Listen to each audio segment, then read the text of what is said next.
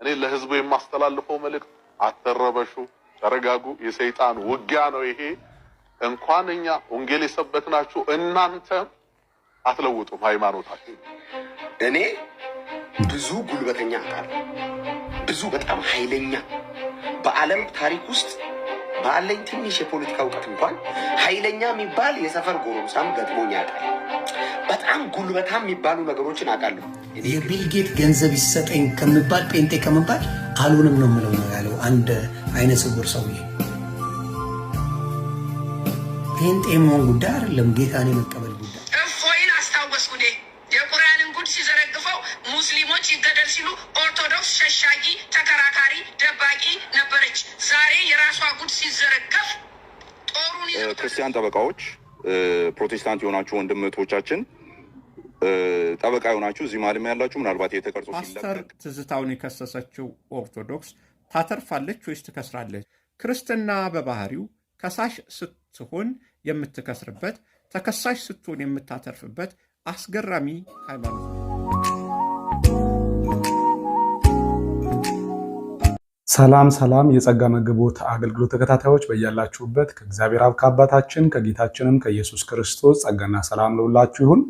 ዛሬም እንደተለመደው በአዳዲስ ቪዲዮዎች መጥቻለሁ። እስከ ፕሮግራም ፍጻሜ ድረስ አብራችሁን ቆዩ። ለዚህ ቻናል አዲስ የሆናችሁ እህትና ወንድሞቼ ይህንን ቻናል ሰብስክራይብ በማድረግ እንዲሁም ደግሞ ሼር በማድረግ እንዲሁም ደግሞ ይህንን ቪዲዮ ላይክ በማድረግ ቤተሰብ እንድትሆኑ በጌታ ፍቅር ጠይቃለሁ።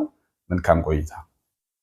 ቅንጣት ያህል እኔ ለህዝቡ የማስተላልፈው መልእክት አተረበሹ፣ ተረጋጉ። የሰይጣን ውጊያ ነው ይሄ።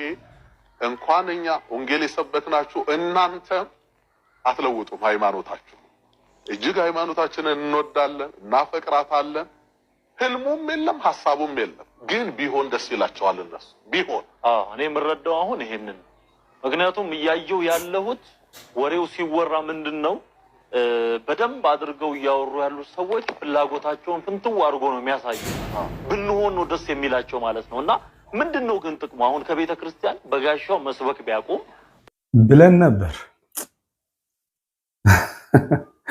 ብለን ነበር የሆነ ጊዜ ሁላችንም። ነገር ግን እስቲ የሚቀጥለውን ቪዲዮ ላሰማችሁ።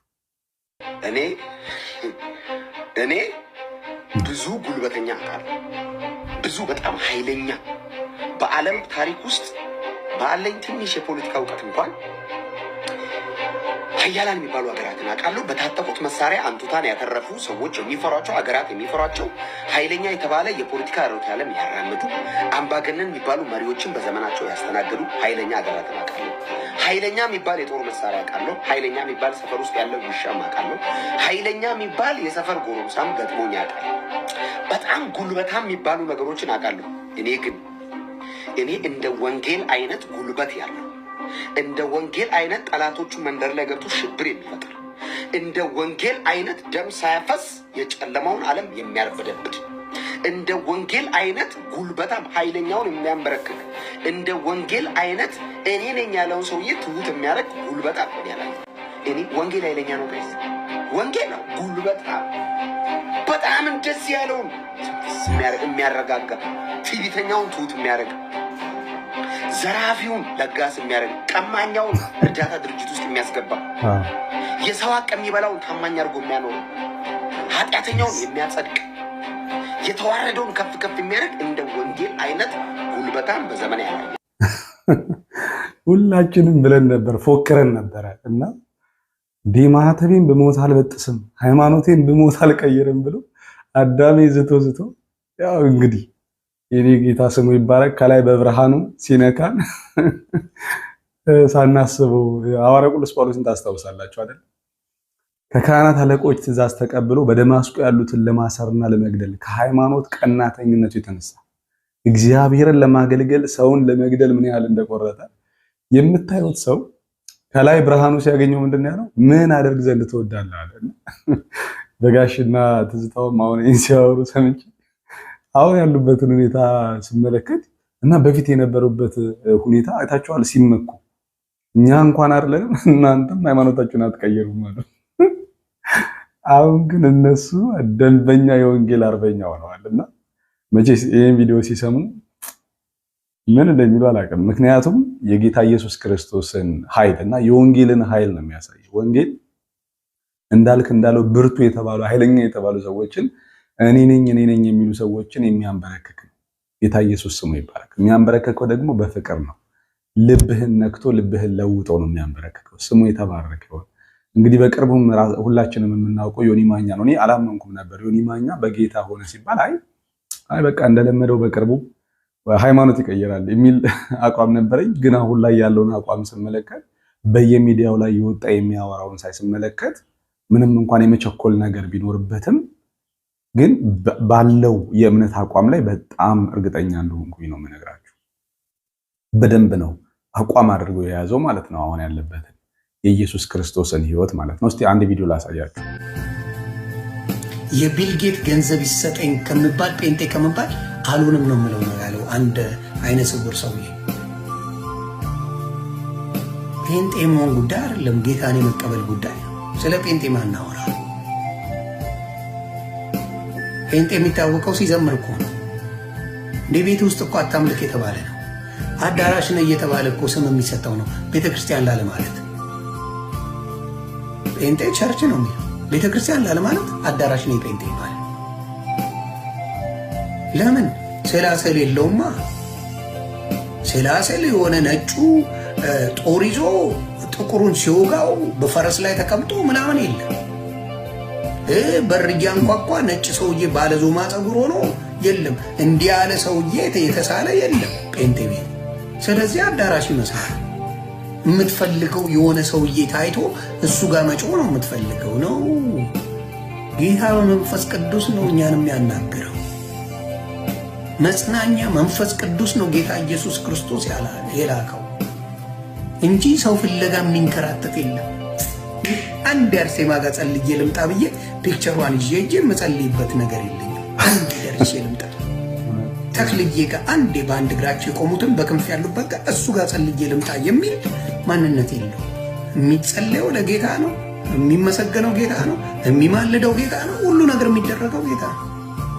ዳስዋ ይጌንም መሄድ አዳራሽ ስትለው አጥለቀለቀው። ኢትዮጵያ ሙሉ ደቡብ ሂድ፣ ኦልሞስት ሙሉ ኦሮሚያ ሂድ፣ አማራ ክልል እየመጣ ነው ክርስትና ወንጌል ክርስትና እየመጣ ነው አማራ ክልል። ለምን? መጽሐፍ ቅዱስ ነው የሚነበበው።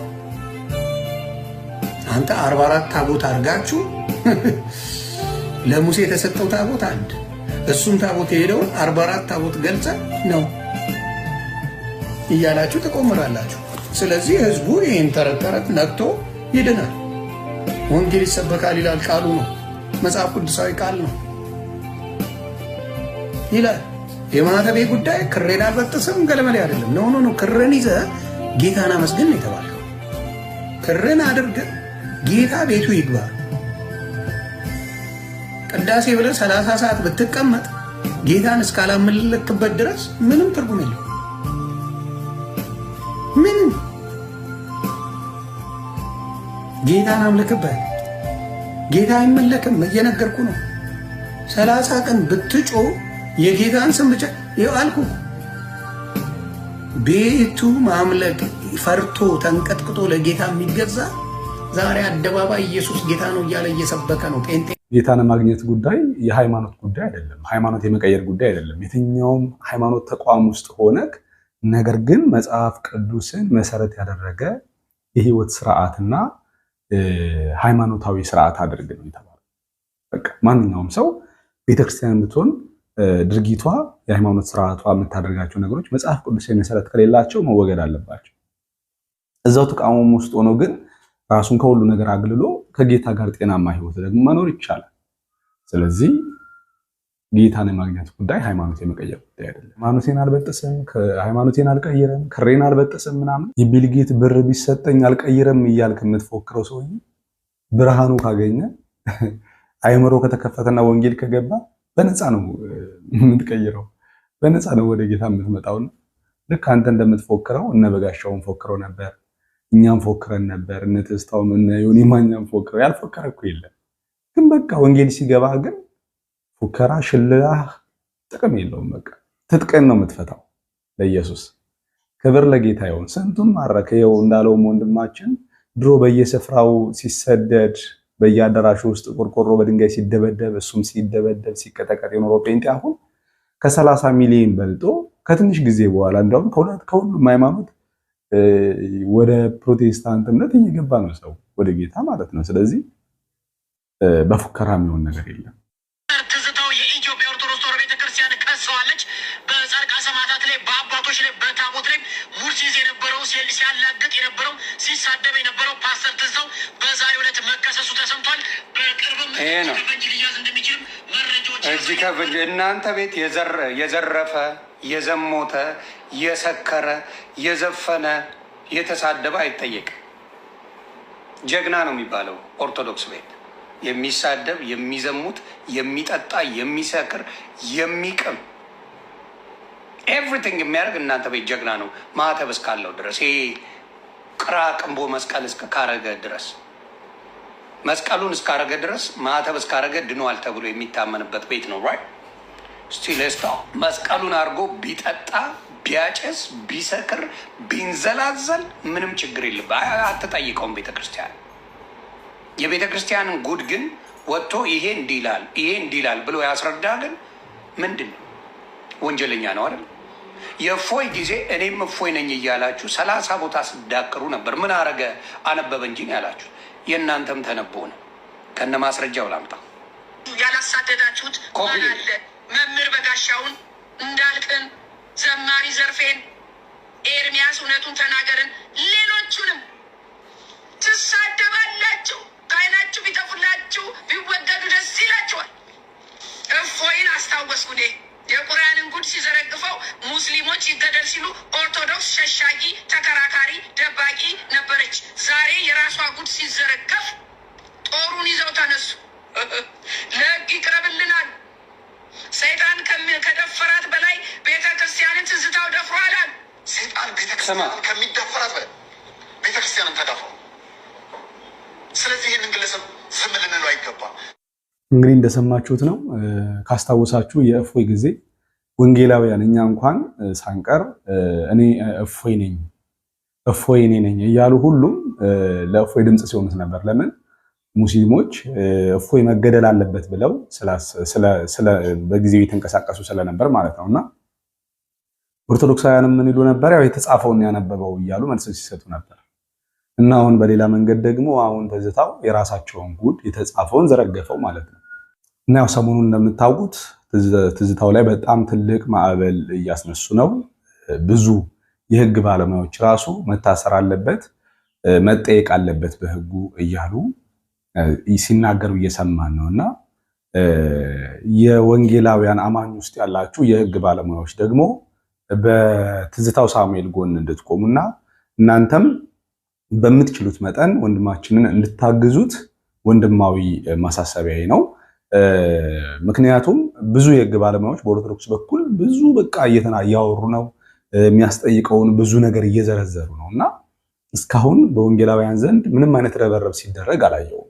ምንም አይነት ፓስተር ትዝታውን የመደገፍና ከጎኑ የመቆም ሚዲያ ላይ ያወራ እንቅስቃሴ ያደረገ ሰው አላየውም። ትላንትና ማታ ነው እና ማንሻሎም አንዳንድ እንደዚህ አይነት ሀሳቦችን ሲያወሩ ነበረ።